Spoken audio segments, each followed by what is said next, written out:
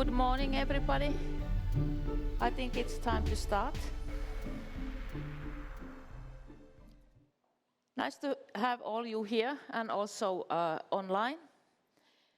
I guess we will have today inspiring morning. This is at least what I'm waiting for.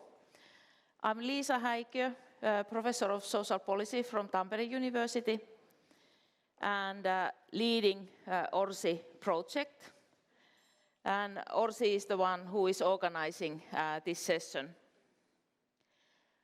ORSI is a project that has been running now for several years. And it studies movement towards eco-welfare state. So that's the main topic of the project. It is a large consortium that we have. It's not only from Tampere University, but also Aalto University is involved, VTT as well, and Environmental Institute, Syke, is also on board. And actually one of the main questions that we have in ORSI, how to get towards eco-welfare state. What are the processes or ways of leading societies towards that end? And through that discussions, we have faced the idea of eco-social contract. And we have found it inspiring way of thinking about shift towards eco-welfare state. And think about, especially about relations between individuals, groups, state, global aspects as well, how to involve nature in these discussions. Eco-welfare state is something that leads to think issues in a new perspective. But actually social contract is something that is not that new, but it has been very much discussed around the issues. How do we live together? How do we live together in peace? That is actually the main issue there. And the answer has been that we have this kind of social contract that helps us, that leads us in that situation. And of course, eco-social contract is something that adds something there, and it's the eco aspect. So the essence is about thinking normative grounds of our coexistence in society. So that's, I think, the main starting point for ORSI to think this. And then, of course, it leads to other questions as well. How do individuals live their lives as good citizens or as good individuals in different contexts and with different activities? It touches issues in your personal life. For example, social contract has been discussed in relation of being a mother. What kind of contract do we have there of being a mother? Or in public life, for example, what it does mean to be a worker. How important and what kind of relations do we build from these kinds of positions. An eco-social contract actually extends the idea beyond this. It asks, how do we live our lives as ethical persons with responsibilities not only towards other humans and locally, but also towards nature or environment more in a broad sense, but also addressing global aspects of living together.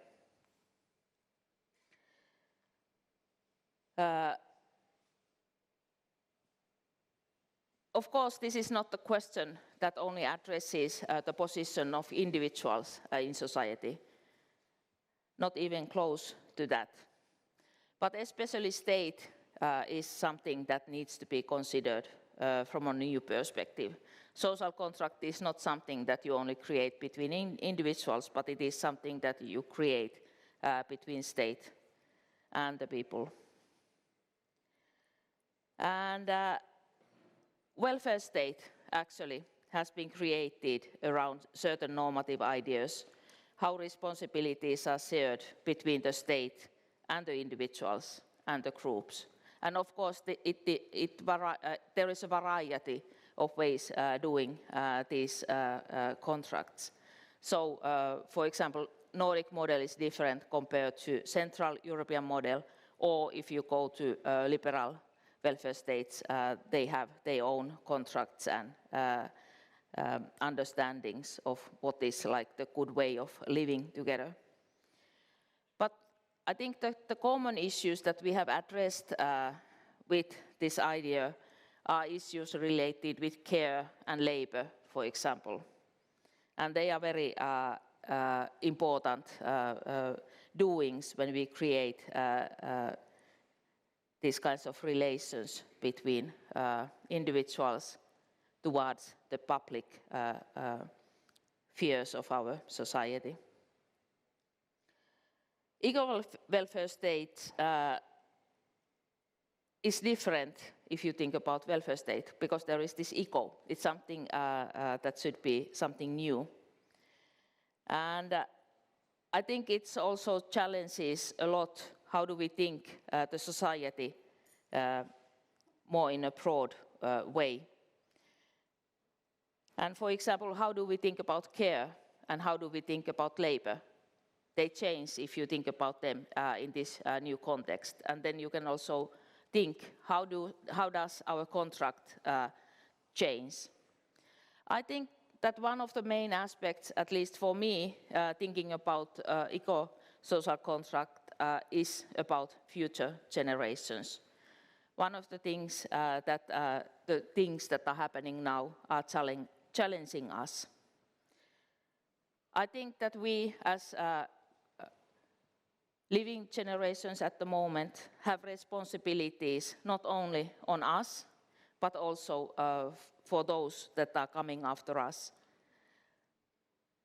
to kind of stabilize, but also create possibilities to live their good life, just like sustainable development understanding has already promoted for decades at the moment.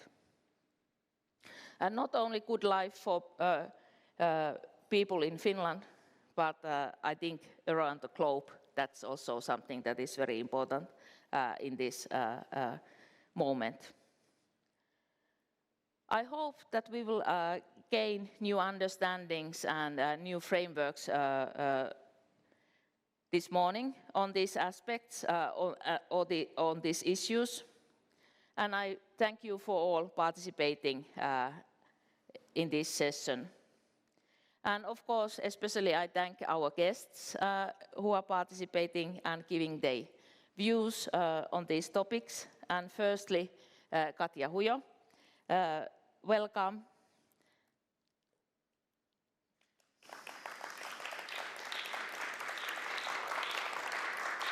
Just.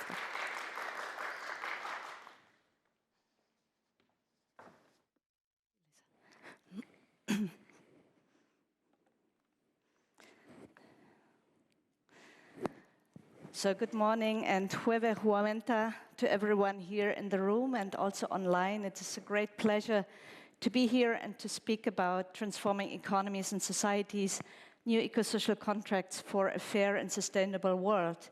And basically what I will do this morning is to present you a little bit the work of our institution, an autonomous research institute in the United Nations that conducts research on social development issues, and I'm also very grateful to be on the advisory committee of the ORSI project, and thank you very much, Professor Liisa Häikiö, for the kind invitation. It's also a wonderful opportunity to be here in Finland and to meet with old friends and partners, long-established partnerships that we have between UNRISD and the Finnish development community. So in my presentation, I will draw on UNRISD's recently published flagship report, Crisis of Inequality, Shifting Power for a New Ecosocial Contract. And with all our work, also this report was a contribution to the implementation of the SDGs by providing an analysis of the current challenges, multiple and overlapping crises, and escalating inequalities, and how we got there. And we also have a proposal for changing our development paradigm based on a new consensus, as Liisa has already described it, something that we call a new ecosocial contract. This report came out in difficult times where challenges appeared to be increasingly overwhelming and people felt powerless and left behind. And over the last year since we published the report, the context has become even worse, as new wars such as the Gaza conflict are creating immense human suffering and a very explosive geopolitical situation, which overshadows much of the work that we are doing to move forward towards sustainable development. The world is at crossroads. Either we join forces for peace, sustainable development, and cooperation, or we risk deepening of fractures and inequalities and the continuation of the exploitation of people and nature that is both unacceptable and unsustainable. We often talk about the fact that we have to find urgent solutions, but we also need to move from crisis and emergency mode to democratic policymaking, deliberations, and transformation, so we can address structural problems and not only symptoms. Almost 9 years ago, we embarked on the 2030 Agenda for Sustainable Development, which for the first time in the UN history committed member states to reduce inequalities within and between countries. And this was truly a milestone after the MDGs and development cooperation in general had focused almost exclusively on poverty eradication, without considering the implications of rising income and wealth concentration at the top, what we sometimes call the 1% economy. And in our report, we made very clear that for combating poverty and addressing its root causes, it is not enough to look at the bottom of the pyramid. Instead, we have to pay attention to the dynamics of intersecting inequalities, how wealth and privilege compound each other, and with which impacts on sustainable development and governance. Now, from this slide of the key messages that we present in the report, I just want to highlight one, and that is that inequality and multiple crises are not destiny, but largely the result of political and policy choices. They are not a flaw in the system, but they are built in by design. And this means also that we can change course and create a new development consensus for climate and social justice, a new ecosocial contract. This slide reminds us that our world is complex, characterized by a number of big trends we need to grapple with: globalization, technological change, demographic change, and shifting global powers. The reason why I mention these trends is that if we do not govern them properly, they will increase inequalities and power asymmetries and deepen the divide between the global north and south, despite the fact that these trends do hold a significant positive potential. Inequality and crisis are intimately linked. Inequality drives crises, and crisis increases inequality. In the report, we look at the past to explore the policy choices that have set us on a path of neoliberal hyperglobalization, where economic and profit objectives supersede social and ecological ones. As a result, the world economy has become more volatile, unequal, and unsustainable. We analyze 5 different types of crises and demonstrate how all of these are linked to inequalities. Well, I should go back. Okay. Okay, it's the correct slide, sorry. I just want to focus on two of the crises that are described on this slide, which illustrates the interlinkages between inequalities and crises. The climate crisis that is reaching dangerous tipping points, and where we already know now that we are overshooting over the 1.5-degree objective, is closely related to inequality, and I think this is becoming increasingly clear now. While the richest individuals, corporations, and countries in the world are responsible for the majority of CO2 emissions, resource use, and pollution, vulnerable groups are most affected by the worst consequences of climate change and environmental destruction, while they are also struggling to secure their livelihoods. And of course, as we all know, the COVID-19 pandemic, in addition to erasing many of past important development gains, has revealed and amplified existing inequalities between rich and poor people, social groups, and between global north and global south. In order to understand inequality and design effective policies and institutions to reduce them, it is useful to break down specific forms of inequality, and we distinguish between economic, social, and political. In addition, it is necessary to adopt an intersectional lens and view inequality as a multidimensional concept that plays out differently across time, which means across the life course and between generations, and space, and it is underpinned by pervasive power dynamics. Let me give you some examples to illustrate economic, social, and political inequalities and their intersections. Economic inequalities, which have spiraled upwards during neoliberal globalization, lie at the heart of power asymmetries. Income and wealth inequality has increased within countries starting in the 1980s. And while global inequality between countries has decreased for the longest time, however, over the last 2 years, it has also reversed this trend. It has been driven by a small number of large emerging economies, in particular China. At the same time, for many developing countries, gaps in terms of incomes and other development indicators have expanded compared to rich countries. And we really see that the poorest countries are either stagnating or falling further behind. This slide presents data on the state of wealth concentration, and I think most of you will be familiar with this immense concentration of wealth at the top of the income distribution. So the 1% of richest adults in the world own more than half of total global wealth, whereas more than half of adults in the world only a little more than 1% of total global wealth.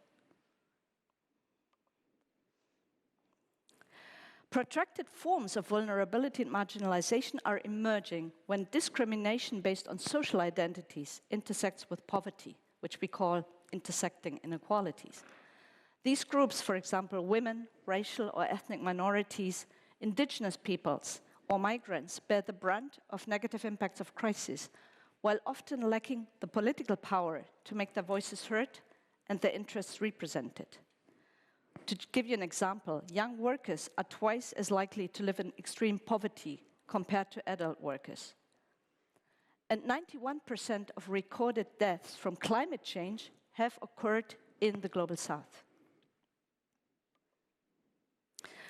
It's also important, and Liisa mentioned the importance of care and the care economy, to understand that even in these modern times we are living in, women are still performing 3/4 of unpaid care work, over 3 times as much as men. Finally, it is important to shed light on political inequalities and elite power. Power imbalances and the disproportionate influence of elites in policymaking and the economy drive global inequalities and crises and vice versa. Elites accumulate resources and translate these resources into power and influence, whereas ordinary citizens tend to be much less influential and also less satisfied with the system. And we have a lot of interesting research that demonstrates that. Another important point, because we are talking about crises and emergency situations, is that we have observed, particularly during COVID, but it's also true for other types of crises, that rich individuals and big companies can shield themselves better from crisis or even benefit from it, whereas vulnerable and marginalized groups are falling further behind. So given the context I just presented, it comes as no surprise that people are increasingly concerned about their future. They lose trust in governments and in the rules, norms, and values that bind together our societies, our social contract.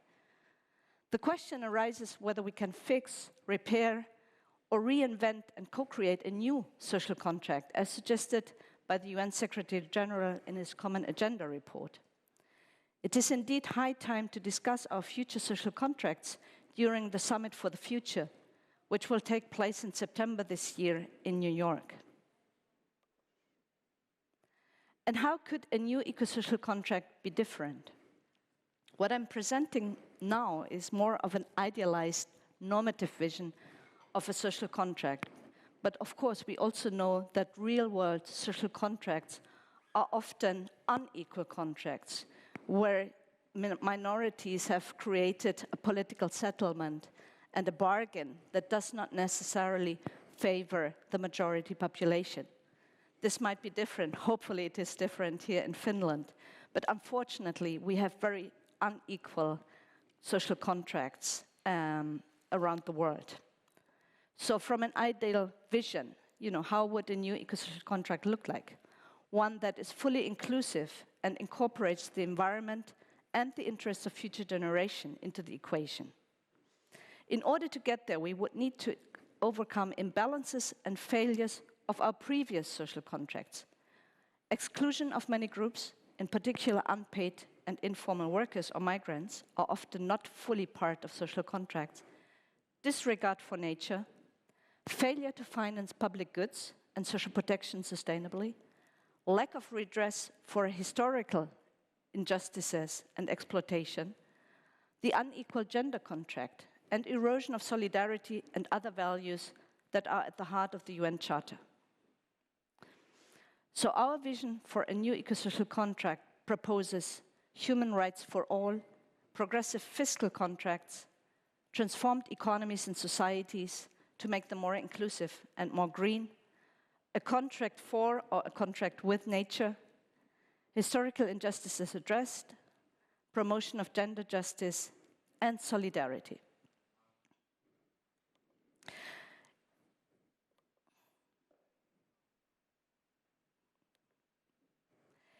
In order to overcome the current state of unsustainable inequalities, the report proposes a range of policies that have proven to reduce inequalities, economic, political, and social.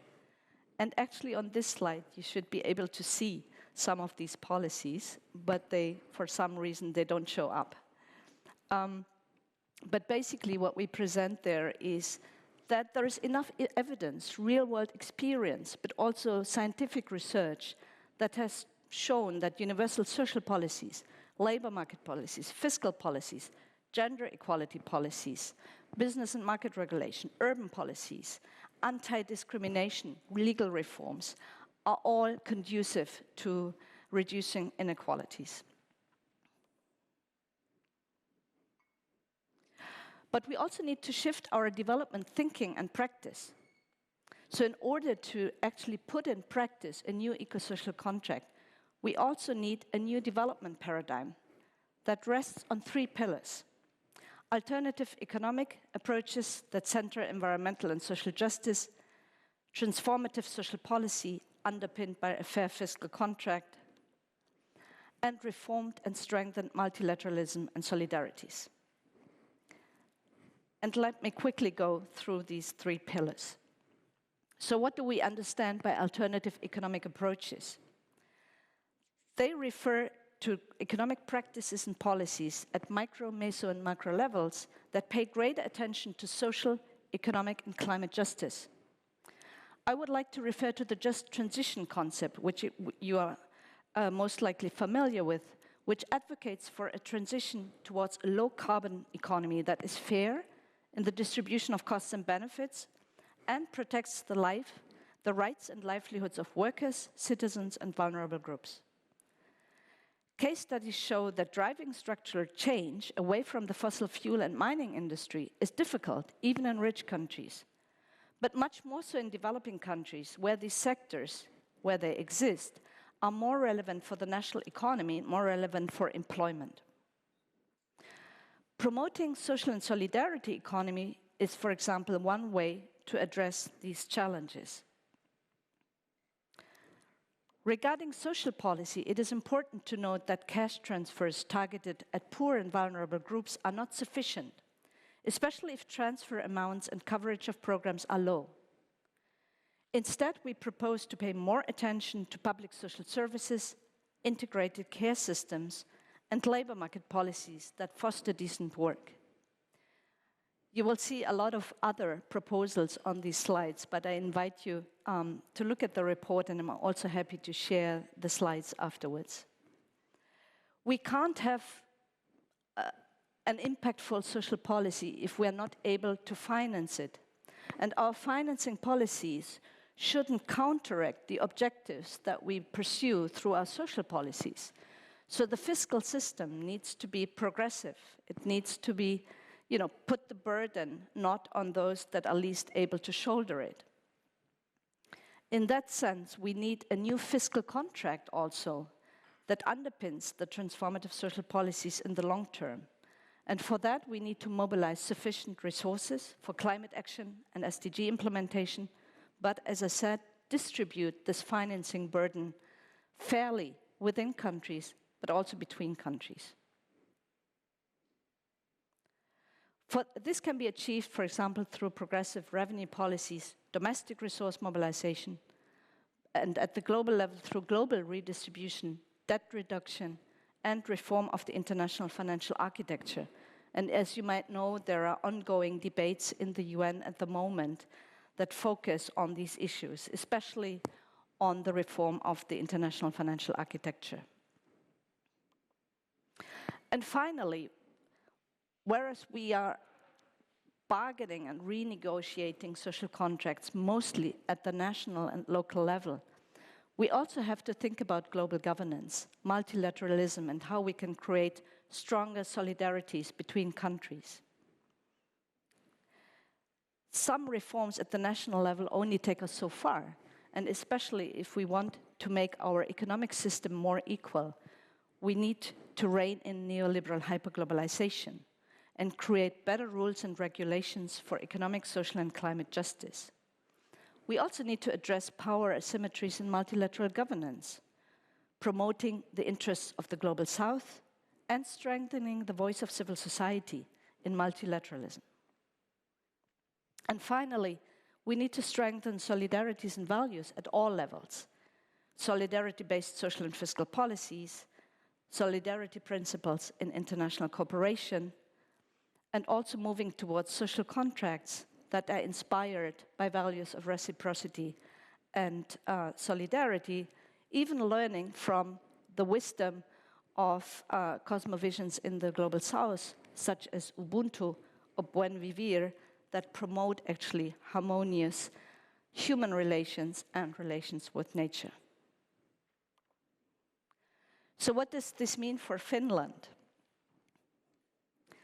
First of all, I think one of the big advancements of the Sustainable Development Goals were that now every country is called to act, every country is called to make the economy more sustainable and societies more inclusive.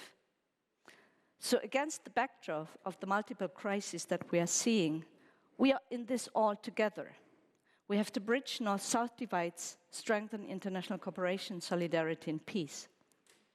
But we also need to innovate each and every society in its own context, move beyond business as usual. The business as usual has actually led us into the crisis situation. And we need to build new eco-social contracts, both bottom-up, through communities, civil society, and local governments, but also we also need strong leadership from the top and from the private sector. So in terms of finalizing my presentation, what is the way forward? How can we promote just transitions and sustainable futures? We need to change our narrative, the way we interpret and see the world. We need to change policies, and we need a new political approach, forging new coalitions and alliances for social, economic, and climate justice. It's not only about knowing the solution or knowing the solutions, which of course need to be context-specific and adapted to the specific context, but we also need to create the political will, the political mandate to put this into practice. And I think for the scientific community, this is often the biggest question mark. How do we actually move politics towards a pathway that creates a better world and a world that is more in harmony with nature and our natural environment? So thank you very much for your attention. Thank you.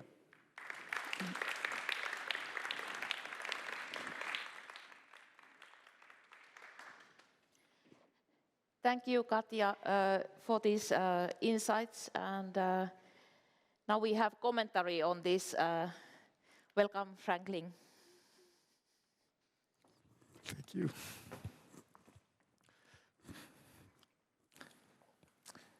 Many thanks, Liisa. Global development processes could be understood in many ways, either focused on growth, degrowth, or poverty, for example. The heft of the inequality-based approach, which has been presented just now, is that it opens the door for holistic change, not sessional nor sectional analysis. More than an academic critique, my task is to answer 3 questions. First, whether the approach aligns with or contributes to perspectives from the global South. Second, how the approach can contribute even more to development priorities in the global South. And finally, what is needed to reduce inequalities to make transitions fair. In responding to these questions, I must start with what I consider to be the methodological context of the UNRISD approach.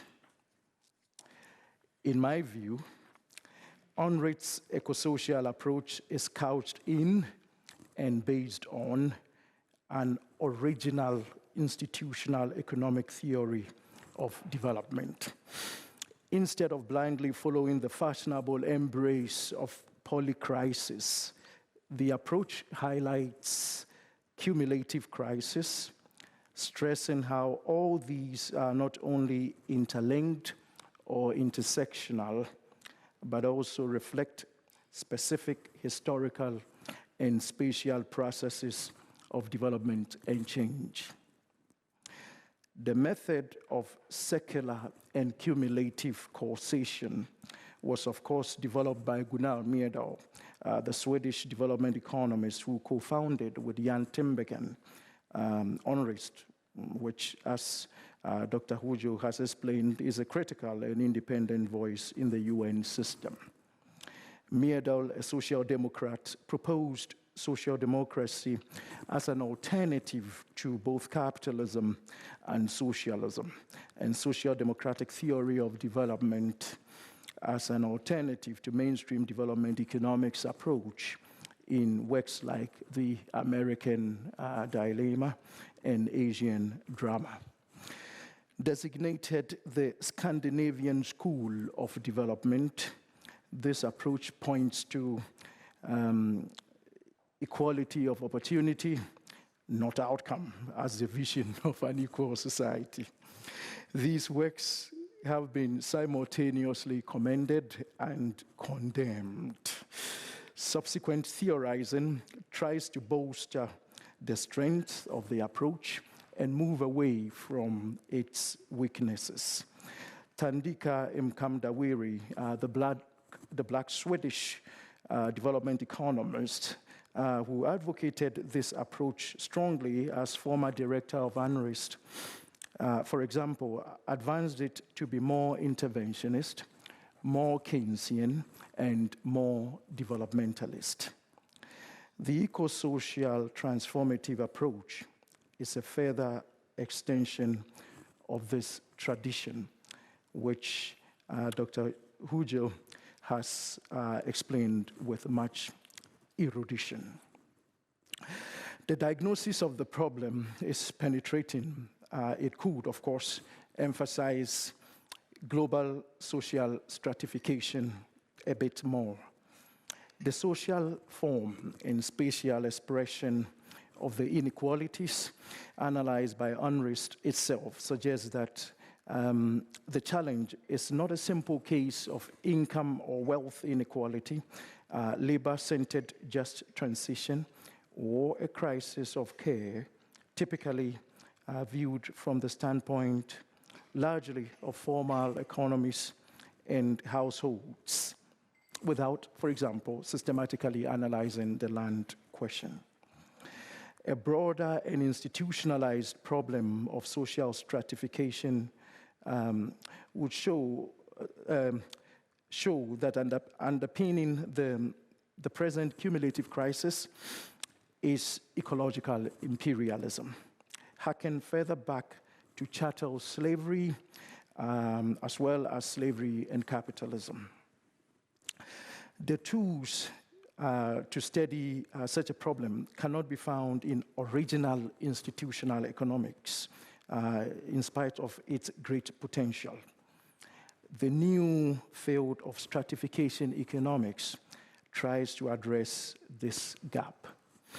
As noted by one commentator, and I quote, "Stratification economics emphasizes the role of land and unequal access to property due to race, ethnicity, class, gender, or some combination thereof within the context of monopolistic appropriation of rents derived from resources that should serve all citizens of the earth," unquote. Within this way of seeing the development challenge, fiscal and monetary processes could helpfully be reworked. Shifting the incidence of taxation from work to property speculation could help in preventing the private appropriation of socially created wealth or socially created rent. Pursuing monetary sovereignty and currency independence is another. A third is sharing the rents from using global currencies. Regardless, without global reparations, including ecological reparations within the eco-social contracts, no amount of eco-social contracts can address the problem that UNRISD so carefully identifies and analyzes.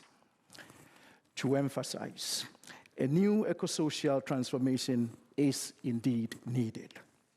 UNRISD has not only correctly identified a need, it has also vigorously developed a thoughtful strategy to realize the vision. Going from transition to just transition is clearly commendable. For the Global South, the challenge is bigger still, to shift from just transition to a just ecological political economy. Thank you very much.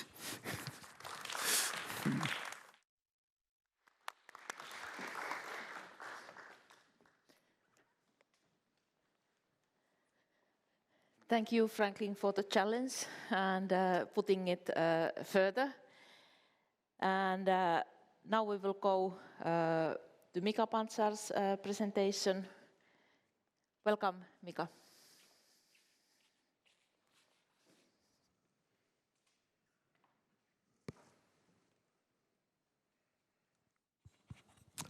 Good morning, everybody. Can I have my slides? Okay, thank you. Yep.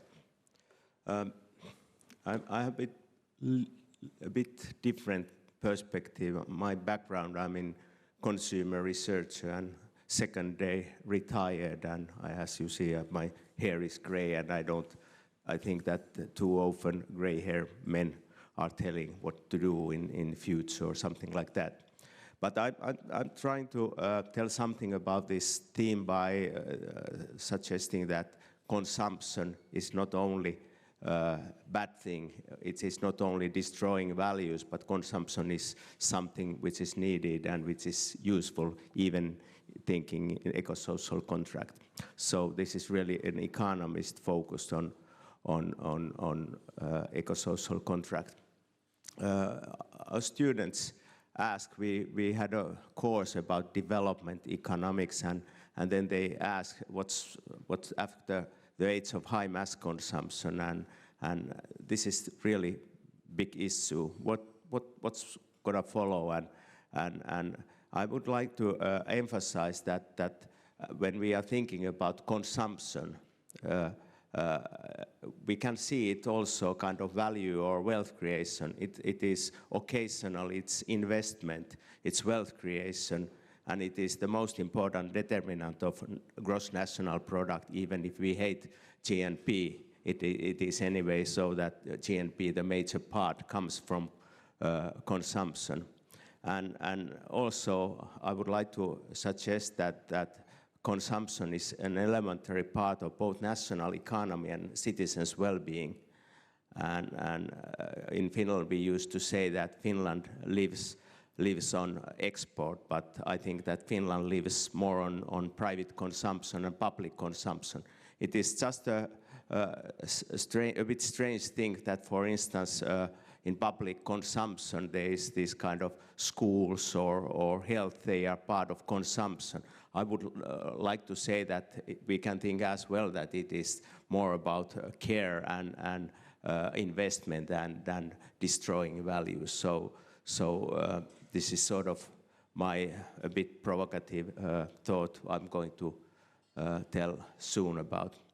And I think that famous philosopher John Dewey, when he said that the origin of thinking is some perplexity, confusion, or doubt, it is a good starting point when we are thinking where we are going. And I think that it's a bit funny that we are discussing quite a lot about resilience. And in psychology, resilience means very often that we need flexible subject who adjust to unavoidable and objective necessities, and this is typical for economist thinking. I think that it's a different kind of interpretation, is that we need processes and structures that foster sovereign subject making responsibly their own history and future. And in this way, resilience is more about complex circulatory systems of interdependence. And it's interesting that Adam Smith, long time ago, he was thinking about economy as a kind of very complicated, complex system, and it is still good to start from Adam Smith, but it's even better to start from François Quesnay. He was a doctor, medical doctor in France, who was in a way invented this kind of economy as circulatory systems like blood circulation, because there was new ideas about blood circulation in the 17th century, and he thought that economy is also like a blood circulation, and this is actually what started national accounting. Also the ideas, basic ideas about national accounting comes from François Quesnay several hundred years ago. I must say that even if I'm economist, I'm a bit skeptical about the ideas about optimizations, and these are good example of optimization, this kind of ultimate optimization, these famous sport heroes who has lost their kind of reputation by doing stupid things, Tiger Woods, Lance Armstrong, and Fred Pistorius. Okay, there's something wrong here. I don't know there's something, words have disappeared. But anyway, I think that it's good to start this kind of thinking about new accounting systems by thinking about inclusive wealth. And inclusive wealth means that wealth is more general term. It's not only the kind of money, but it's also human, natural, and physical infrastructures we are interested about. And this is very interesting book by United Nations about 10 years ago, which tried to make this balance sheet of wealth, and it turned out that some countries are really losing some parts of wealth. For instance, in Russia, they are losing their natural wealth, but also human wealth, this kind of human knowledge and all these things. So it is good if we are thinking about eco-social contract. It's good to think also economic and not only ecological point of view. And it's this kind of idea about focusing on stocks, not only flows like GNP. It's good idea, I think. I don't know why this is a bit strange. This is what I have been thinking about, that maybe when we have the finance crisis and COVID crisis, the world in a way seemed to change a bit, because the old world was mainly from about 100 years, it was kind of fusion economy. It's bigger and bigger units. It was integrated and regulated market standards, global consumer ideals, global investments, and international division of labor. I suppose that something has changed after COVID and finance crisis, that we are now going to fission economy, this kind of fragmented economy, more about local consumption and production. And in the old time, the success of business giants and economies of scale required maximal mobility of people, money, and commodities. These are EU principles. And after finance crisis and COVID, it seems that we are making more firewalls between national economies, between finance systems, and between people. And in the old time, this fusion economy, there was long and complicated value chains. Now we have the kind of world where it's kind of what we call off-the-grid business. People would like to have their own energy sources, water sources, housing. And in the old economy, it was kind of upgrading and optimizing life. Maybe now we must discuss more about downsizing and downshifting. There was an old economy, there was oversupply of money and undersupply of free time. I think that now it's possible to think about that we might lack some money, but there is excess of free time. And in the old time, it seems to be that innovations came from centers, then went to marginals. But maybe nowadays it's more about the kind of peripheric creativity, which we are seeing. It's certainly, if we are thinking economy as a kind of complex system, circulatory system, what's going to happen if we are seeing this kind of off-the-grid? What are because in economics, economic scale has been very important part of this growth. But if we are fragmented economy, what's going to happen to growth or something like that? And I think that, as Katja also already mentioned, that we need new positive imaginaries toward future, which fosters resilience, health of both economy and human being. And there is, in future studies, there is long tradition about this kind of imaging. There is in 1973, Fred Pollack's book, The Image of Future. And nowadays in business, there is a lot of these kind of ideas about managing expectations, but we need also in social level this kind of managing expectations. And I think managing good optimistic expectation is important thing. This is one study, in Finnish study, where studied how trust in future affects health and life expectancy, and it seems to be that the more people believe in their future, the longer was their life expectancy. For instance, cholesterol level is not so important thing if we are thinking about life expectancy. And it was most interesting in that study was that trust in future increases life expectancies most clearly with least educated. It's the dark blue. Even small increase in trust for this least educated, it increases a lot their life expectancy. So I think that we really need this new kind of optimistic ideas, and this sociologist Jens Becker speaks about fictive scripts that help motivate actors and mobilize resources to learn whether these scripts will come true, this kind of self-creating things. In Finland, this one fictive script was Internet in the Pocket. In the 20 years ago, there was a lot of stories in different magazines, in Wired and all these areas where these Nokia people told that this is gonna be nice, good future. Finally, this is very much kind of Finnish point of view, and it is interesting that in Finland we are very pessimistic nowadays that everything is going so bad and nothing is working properly. And this is one OECD study which suggested that we must study our society beyond the market, beyond averages, beyond the here and now. So it's a more general point of view of well-being.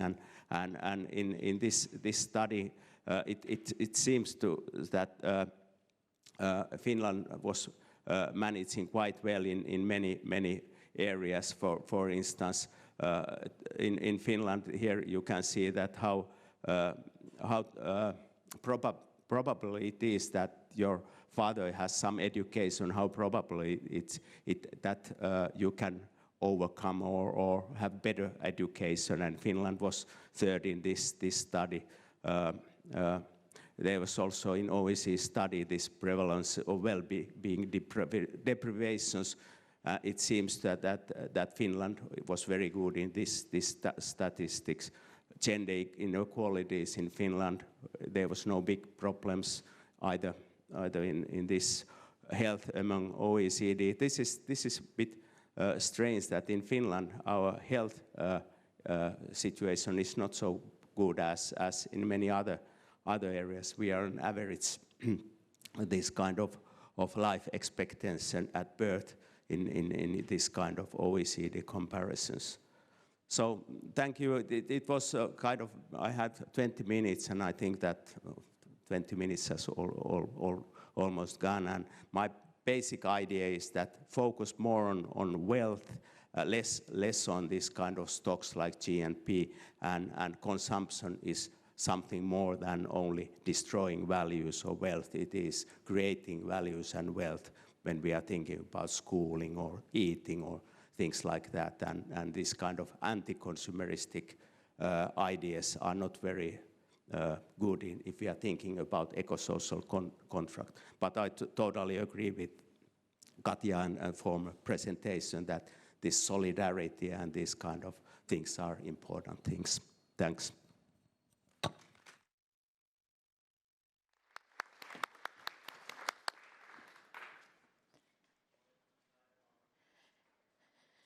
Thank you, Mika, for another perspective on the topic. And now we have commentary from Lauri Lahikainen. Welcome.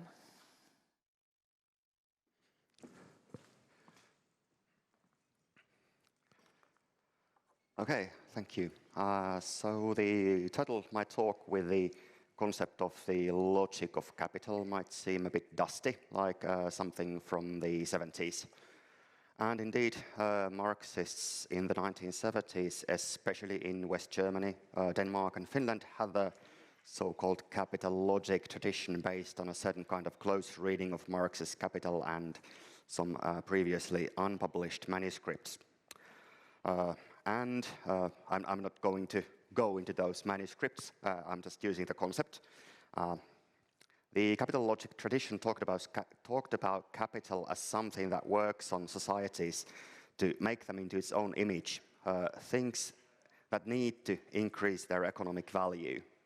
These workings and the underlying principle of profit-making they called the logic of capital. Now a blog post, here's a very different source. A blog post in the web pages of the International Monetary Fund, the IMF, defines capitalism as an economic system in which private actors own and control property in accord with their interests and demand and supply freely set prices in markets in a way that can serve the best interests of society. The essential feature of capitalism is the motive to make a profit. As Adam Smith, the 18th century philosopher and the father of modern economics, said, "It is not from the benevolence of the butcher, the brewer, or the baker that we expect our dinner, but from their regard to their own interest." So whether you are a Marxist from the 70s or an economist from the IMF, you may agree that profit-making is a significant factor in our lives. Many people have large chunks of their time connected to profit-making, one way or another, like working, owning a business, having a savings account, renting a house, shopping, going to dinner, and so on. It's of course not the case that capitalism is the only logic in our complex world. We also have structures and practices like the welfare state, the nation state, family, friendship, subsistence farming, planned economies in the internal operations of big corporations, gift giving, and so on. These have to do with wealth and value and consumption, and they are really important. But suppose you want to start an eco-village that works with subsistence farming and gift economy. It's not impossible. There are such places in the world, but if you need to make a living, just compare starting this eco-village to simply getting a job. The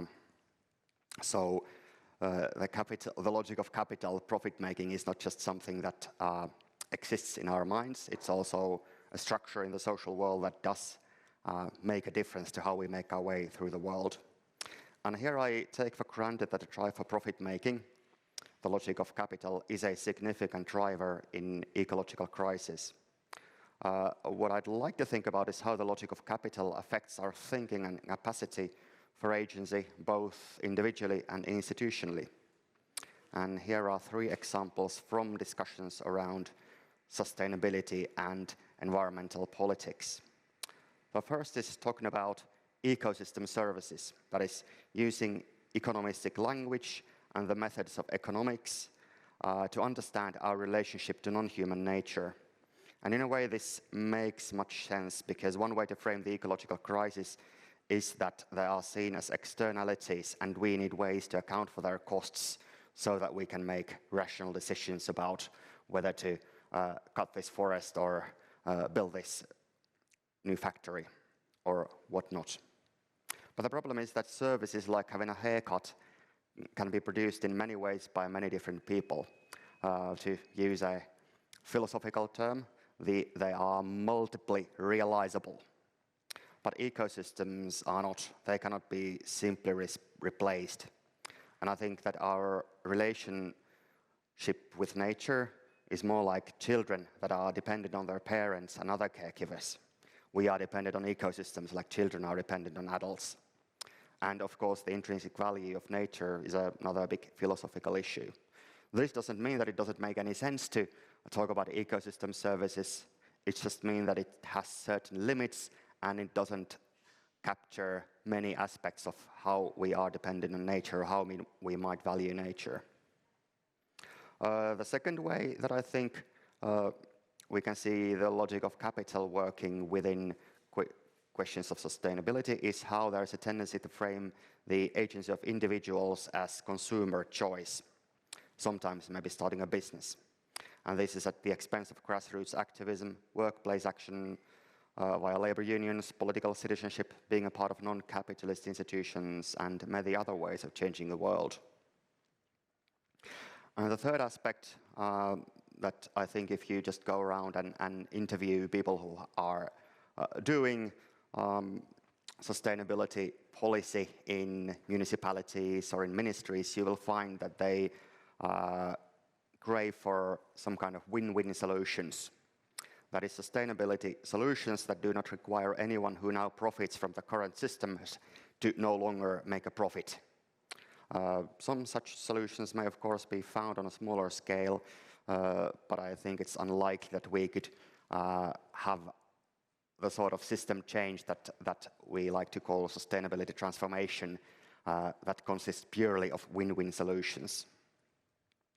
It is simply such a big transformation that there will inevitably be changes in how power relations and the distributions of goods work in our societies.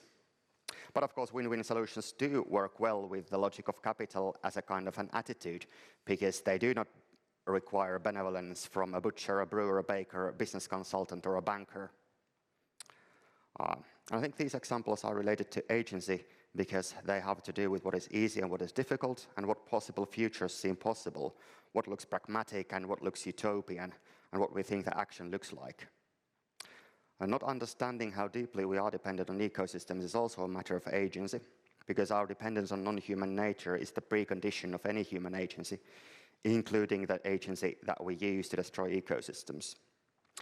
They are related to responsibility in a very general sense that agency is related to responsibility.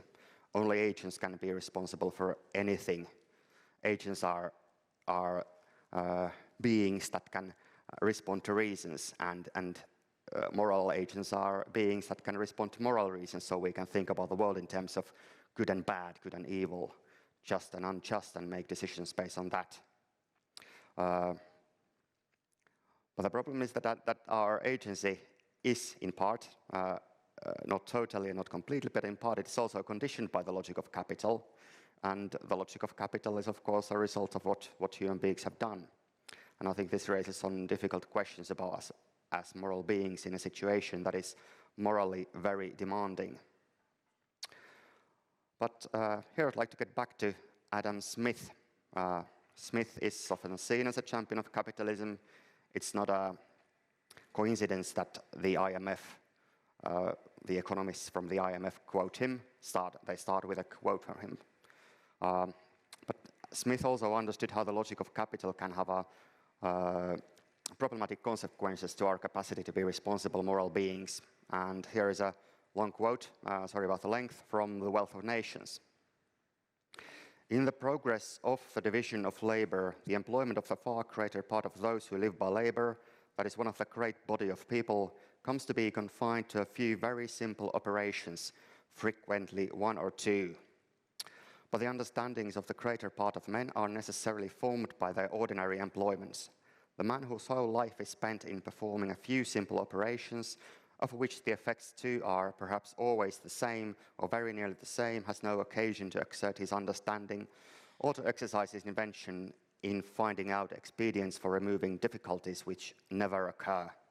He naturally loses therefore the habit of such exertion and generally becomes as stupid and ignorant as it is possible for a human creature to become. The torpor of his mind renders him not only incapable of relishing or bearing part in any rational conversation, but conceiving any generous, noble, or tender sentiment, and consequently of forming any just judgment concerning many, even the ordinary duties of private life. Of the great extensive interests of his country, he is altogether incapable of judging, and unless very particular pains have been taken to render him otherwise, he is equally incapable of defending his country in war. The uniformity of his stationary life naturally corrupts the courage of his mind and makes him regard with abhorrence the irregular, uncertain, and adventurous life of a soldier. It corrupts even the activity of his body and renders him incapable of exerting his strength with vigor and perseverance in any other employment than to that which he has been bred. His dexterity at his own particular trade seems in the manner to be acquired at the expense of his intellectual, social, and martial virtues. But in every improved and civilized society, this is the state in which the laboring poor, that is the great body of the people, must necessarily fall unless the government takes some pains to prevent it. So while for Adam Smith the interdependence of the division of labor creates resilience and wealth on societal level, it undermines the resilience of individuals, and which in turn has consequences to social resilience. And at the same time, the complex systems of independence also makes the system hard to change, requiring system level of intervention, that is, government taking some pains to prevent them. The labor movement of the 19th century showed that the workers did not simply lose their capacities for agency, and that system level changes are possible. But what the labor movement in effect did was to force governments to prevent the logic of capital running rampant. So perhaps Smith was right about that part. For me, the question of the eco-social contract is still the same that Smith was here beginning to ask. How do we deal with the social forces that have destructive consequences, both to human agency and its preconditions, nature, or the so-called more than human world? And who should deal with them? In a democratic society, the answer is we, the people, should. But our societies are not just democratic, they're also hierarchical, and they have complicated organization. And the logic of capital plays a part in what kinds of hierarchies and organizations we have. In organized societies, there is not simply a division of labor, but also a division of responsibility. Think of the separation of powers into legislative, executive, and judiciary branches, for example. Or think of how the environmental ministry and the financial ministry have different powers or responsibilities. Or consider the arguments over whether individual states, cities, corporations, or social movements are responsible for the mitigation of climate change and biodiversity loss. One way to diagnose our predicament is to say that our current societal division of responsibility does not yet have room for a system-level change like a sustainability transformation. And this might be related to how the logic of capital works and how the division of labor works and how they are related to the division of responsibility. Finally, trust is obviously important for social resilience and social change. It is the basic element of social contract theories that we live together because we trust each other enough not to fear for our lives, and we surrender some of our powers to governments because we trust them to take care of important system-level things. But we should only trust things that are trustworthy. Trust in the sense of the social contract means that we have reasons to believe that those that have responsibilities will try to fulfill those responsibilities. In order for the current division of power and responsibility to be trustworthy, it needs to be able to answer the biggest questions that humanity faces. And this, I think, still requires looking beyond, but also seriously grappling with the logic of capital, just as it did for Adam Smith. Thank you.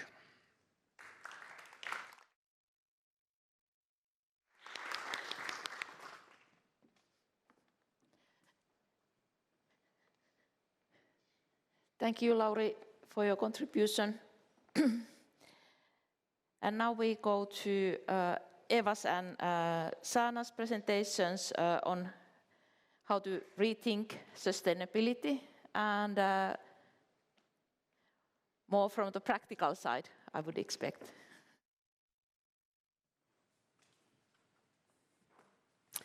Yes, thank you, Liisa. And it's always a pleasure to be somewhere where ORSI is. So we are really bringing the practical side or the policy side to the discussion. And this is Sana Ylikruvi, who is from the youth group, and she will continue, and I will have a start. And I'm working at the Prime Minister's office. And could I have also the slides? Otaks mä tästä? Okay, that's it. Yeah, so I would firstly like to say that the Prime Minister's office is not doing any policies, it's coordinating, but it is taking this eco really seriously, more and more seriously, because it is seen that the connection between people and the rest of the planet is really fundamental for the future of the Finnish society and the society on the planet, the well-being of people. And so I would like just to start by saying that why actually we are here now. Why do we have this eco everywhere suddenly, and still we are talking very much about the humans? And actually raise the issue that when we are talking about eco social contract, what we are aiming actually, maybe also in the Prime Minister's office, is actually a planetary contract, where we don't separate the humans, but we are looking how the planet could function towards the future. And so, because we are part of the government, we are also working closely with the UN, and so happy to see the UNRISD here, right?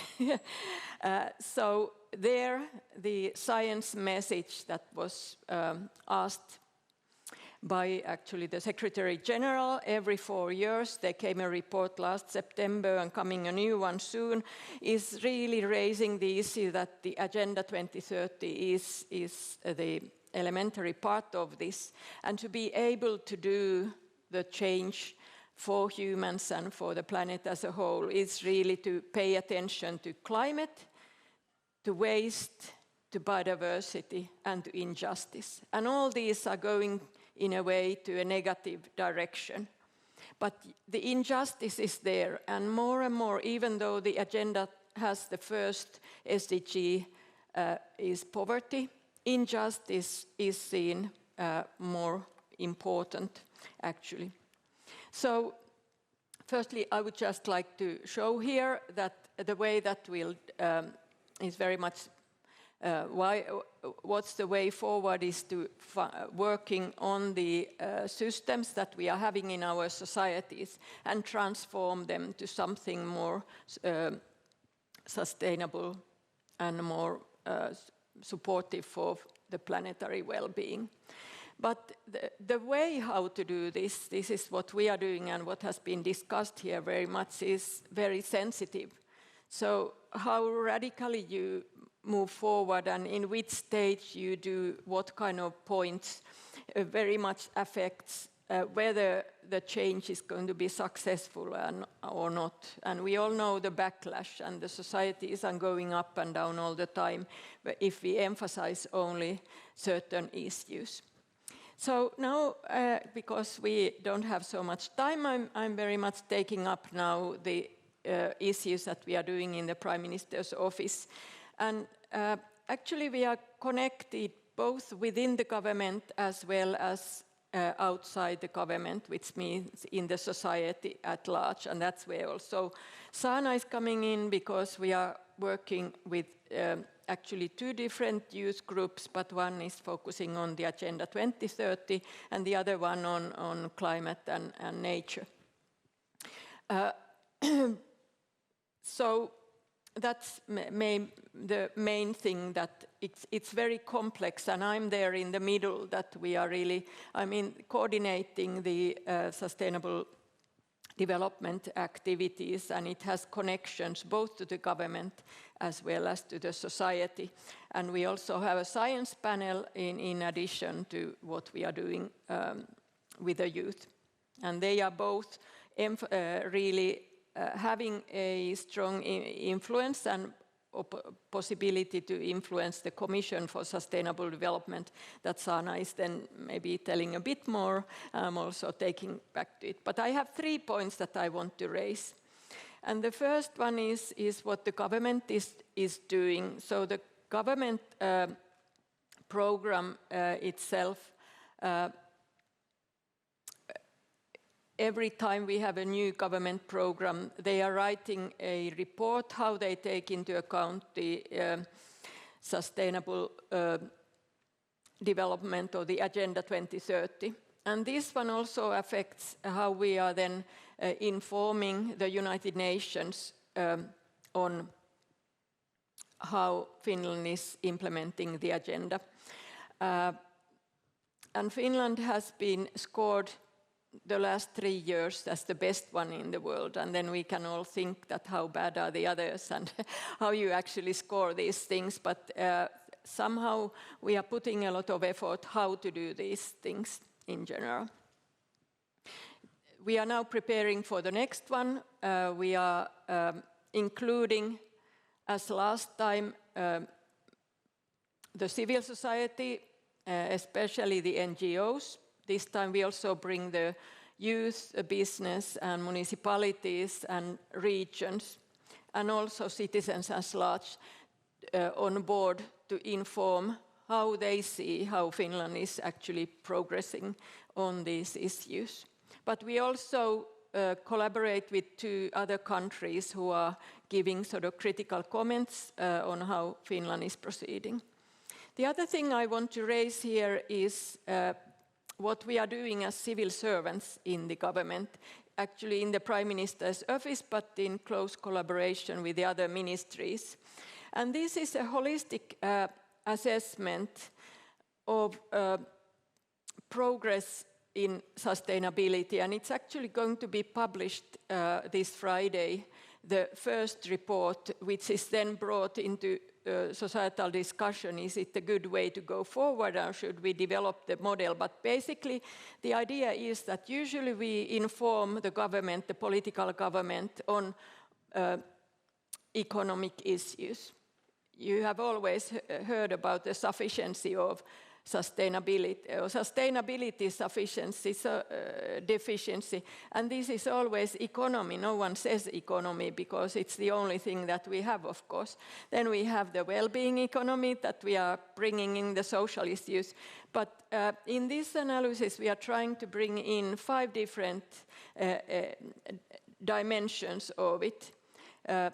We bring the economic perspective to sustainability, the social and health perspective, human capital and culture perspective, then the rule of law, democracy and security, and then also the ecological perspective. But most importantly, how these interlink with each other, not only separate, but how they interlink each other, and advise mainly the prime ministers, the government, the political government, but also society at large.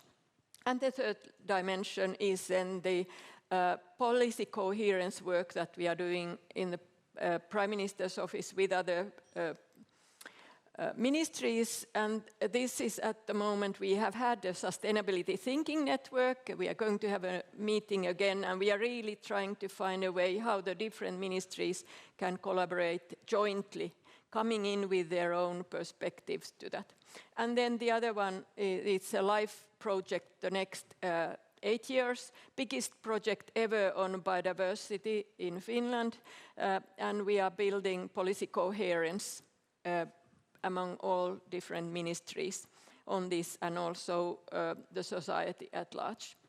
So just finalizing that, actually when we are talking about the eco-social contract or the planetary contract, what brings really the society together is the sort of formal one is the national strategy for Finland on sustainable development that's done by the Commission that Sana is going to talk about.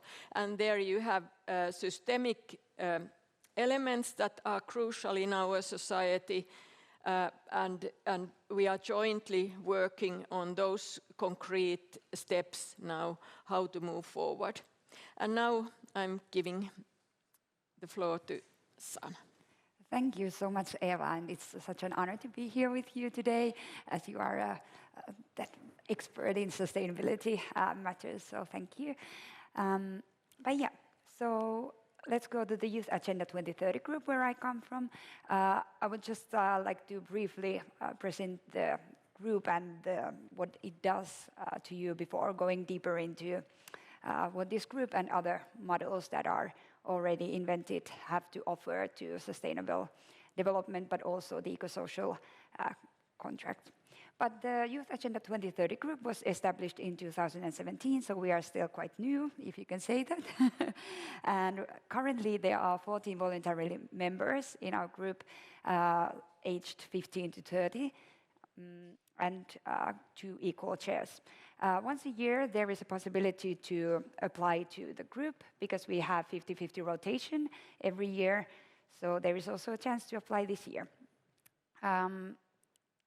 And what I would say about the work that the group does, it has 2 goals: to act on behalf of SDGs and also to participate in the planning and implementation of SDGs in Finland, as Eva mentioned, in the National Commission on Sustainable Development. But I would also say that this means acting in 2 ways. So we work towards youth and the society as well as towards the decision makers. So we are trying to influence on policy making, bringing the ideas of young people and our perspective into policy making, but also we are trying to increase the knowledge of young people on sustainability issues and also of these different perspectives that we have on sustainability. Yes, and both grassroots work and discussions with decision makers on sustainability, sustainable development themes. What makes the group unique is the close cooperation with the state administration and therefore the visibility in there. And another feature is that the group has a wide representation of youth from different backgrounds and from all over Finland. And also what I would like to mention is that there has been an increasing interest in the form of the group from different countries, especially from Europe.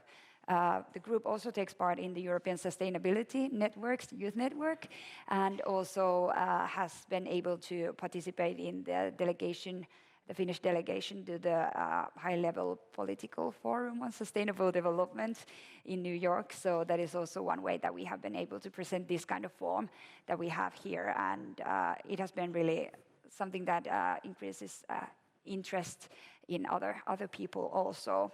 And everyone asks us how we were able to create this, and I think Eva is the one who knows better from that. But yes, it is really unique structure that we have.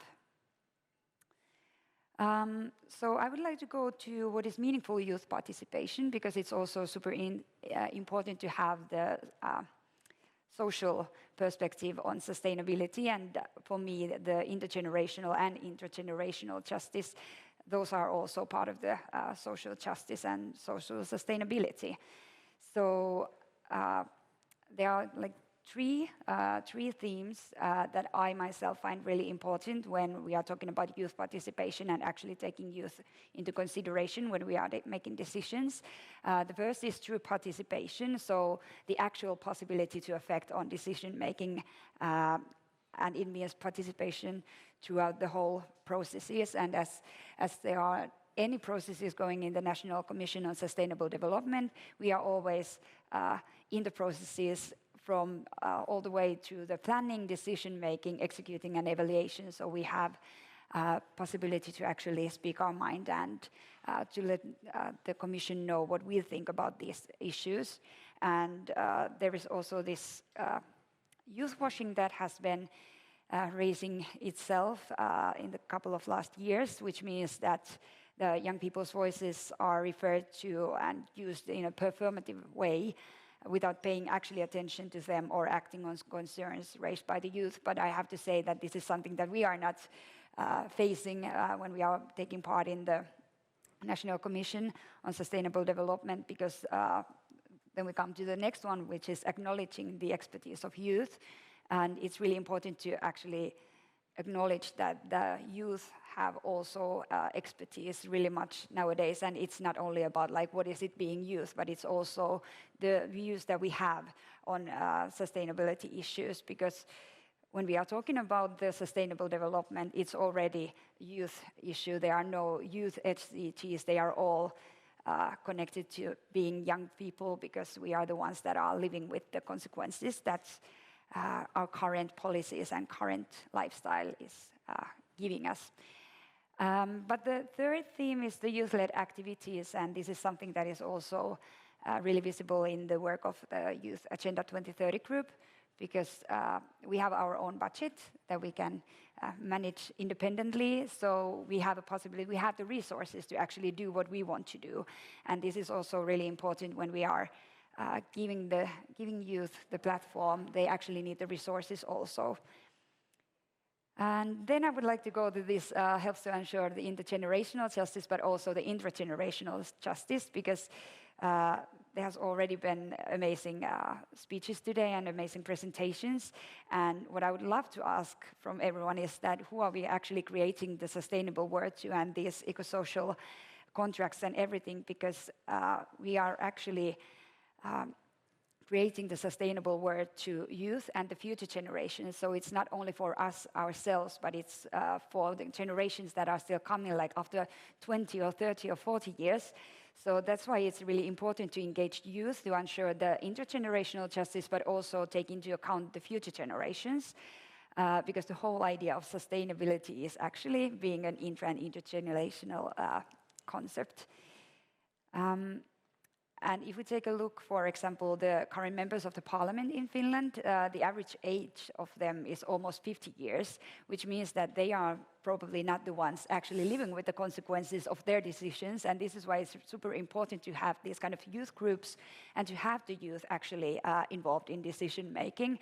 There has been some improvements, such as we have the youth councils in municipalities and in cities, and also there was an article that the Helsinki city decided to increase hearing of children and youth in their planning and decision making, and also these kind of youth groups that are actually involved in policy making and in decision making in relevant platforms.